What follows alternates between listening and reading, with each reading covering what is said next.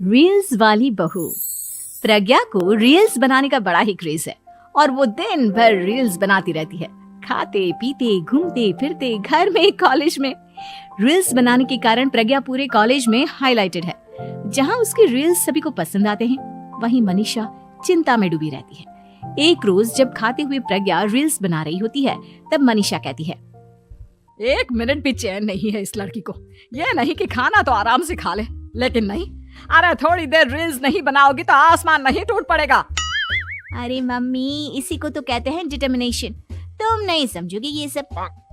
भगवान, इस लड़की को सद्बुद्धि दे। जब देखो तब टेढ़ा बाका मुंह बनाती रहती है।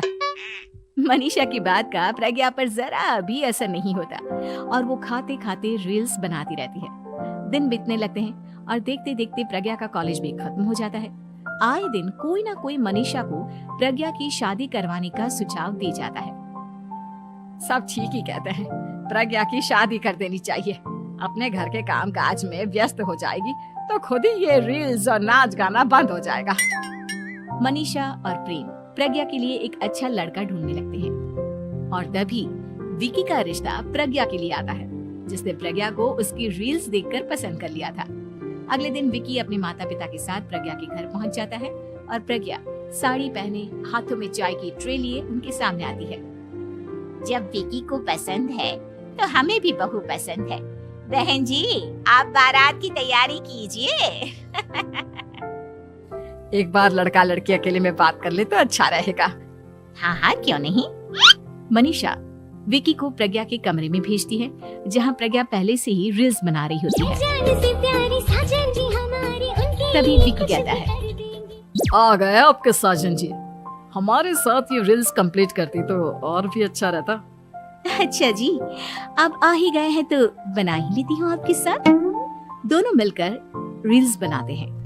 जब वी मीट और तुरंत पोस्ट भी कर देते हैं। फिर विकी कहता है, जब आप साड़ी में चाय लेकर आए तब मुझे लगा कि कहीं मैं गलत घर में तो नहीं आ गया। अब सही है। दोनों की शादी पक्की हो जाती है और शादी के दिन भी प्रज्ञा रील्स बनाने से चूकती नहीं। यहाँ तक कि बारात के समय भी नाचते हुए रील्स बनाती है। सभी लोग प्रज्ञा की तारीफ के पुल बांध देते हैं और प्रज्ञा नाचती गाती अपने ससुराल चली जाती है। सब कुछ अच्छा चल रहा होता है। प्रज्ञा यहाँ भी दिन भर हर चीज की रील्स बनाती रहती है। लेकिन कुछ दिनों के बाद जब सुनीता कहती है, बहू, ये रील्स के साथ साथ कुछ काम भी कर लिया करो। वैसे तुझे और क्या क्या बनाना आता है?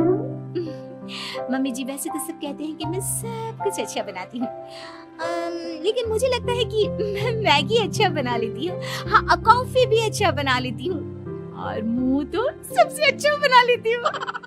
हैं? अच्छा अच्छा। सुनीता अपना माथा पकड़ लेती है और कहती है, बहू, कुछ खाना बनाना भी सीख लेती। मम्मी जी, मैं लंबी प्लानिंग कर रही हूँ। जल्दी ही मैं इतनी फेमस हो जाऊंगी कि मुझे पैसे मिलने लगेंगे। हम दोनों सास बहू राज करेंगे, राज। नौकर काम करेंगे और लोगों की तो लाइन लगेगी हमसे मिलने के लिए। तेरा दिमाग खराब हो गया है क्या बहू? हंसी मजाक तक ठीक है, लेकिन इस तरह घर नहीं चलते। जितना जल्दी हो इस घर के तौर तरीकों को सीख लो। प्रज्ञा मुंह घुमाकर चली जाती है और तुरंत उसी वक्त एक रील बनाती है। ये देख सुनीता का गुस्सा 7वें आसमान पर चला जाता है और विक्की के घर आती ही सुनीता उसे सब कुछ बताती है। विक्की भी अब प्रज्ञा की इन हरकतों से परेशान हो जाता है। तुम टेंशन मत लो मम्मा, मैं देख लूंगा। विक्की कमरे में जाता है तो देखता है कि प्रज्ञा रील्स बना रही है। विक्की बड़े ही प्यार से प्रज्ञा से कहता है, प्रज्ञा, इन सब के लिए मैं तुम्हें मना नहीं कर रहा हूँ, लेकिन फिर भी हर वक्त तो ये अच्छा नहीं लगता ना। समझने की कोशिश करो, मुझे भी तुम्हारा थोड़ा वक्त चाहिए। मैं जब ऑफिस से आता हूँ तो मुझे समय देने की जगह इसी में लगी रहती है। तुम ज्यादा ही सोच रहे हो। तुम भी मेरे साथ रील्स बनाओ ना, तुम्हें भी बहुत अच्छा लगेगा। तुम्हें इज्जत से कोई बात समझ में नहीं आती क्या? दिमाग खराब हो गया है तुम्हारा इस चकाचौंध से। अगर तुमने अपना रवैया नहीं बदला तो मैं तुमसे दूर चला जाऊंगा। तुम ही रिश्ता लेकर आए थे, मुझे लड़कों की कमी नहीं थी और ना आज है। विक्की दरवाजा पटक कर चला जाता है। धीरे धीरे विक्की प्रज्ञा से दूर होता जाता है। एक रोज मनीषा प्रज्ञा के ससुराल उससे मिलने जाती है। तब सुनीता उससे कहती है, बहन जी, अब आई हैं तो कुछ दिन यहाँ रहकर जाइएगा, आप ही का घर है। हाँ मम्मी, बहुत दिन हो गए तुम्हारे साथ एक भी रील नहीं बनाई मैंने। प्रज्ञा तुरंत अपने फोन में रील्स ऑन कर लेती है। मेरी माँ के बराबर ये सब मुझसे नहीं होगा। तेरा ये भूत अभी तक नहीं उतरा क्या? बहन जी, आप कुछ कहती नहीं क्या इसे? जब आप ही कुछ नहीं कर पाई तो मैं कर ही क्या सकती हूँ। सास तो वैसी ही बदनाम है। शाम को घर की लाइट चली जाती है और मनीषा प्रज्ञा से कहती है, मेरे घुटनों में बहुत दर्द हो रहा है, तू लाइट का कुछ इंतजाम करना बेटा। अच्छा, कैंडल जला देती हूँ मम्मा।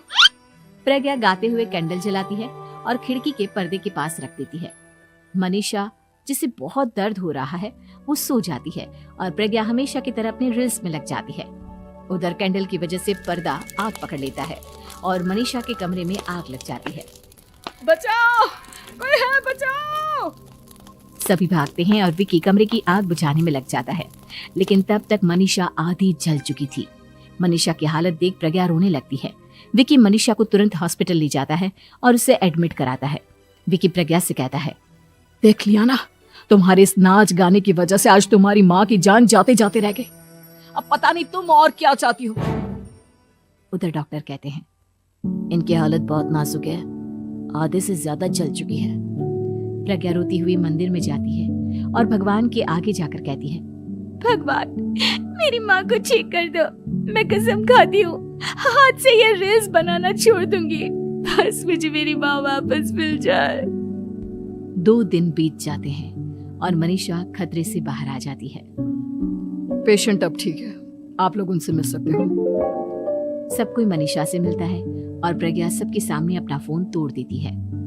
मुझे माफ कर दो मम्मा, मैंने तुम लोगों की बातों को नजरअंदाज किया। बेटा, कोई भी चीज जरूरत से ज्यादा खराब है। मैंने तुम्हें रील्स बनाने से कभी मना नहीं किया, लेकिन हर वक्त एक ही चीज तो सही नहीं है। मैं समझ गई हूँ मम्मा, आई एम सॉरी। प्रज्ञा उस दिन से रील्स बनाना छोड़ देती है और पूरी तरह से अपने घर में लग जाती है।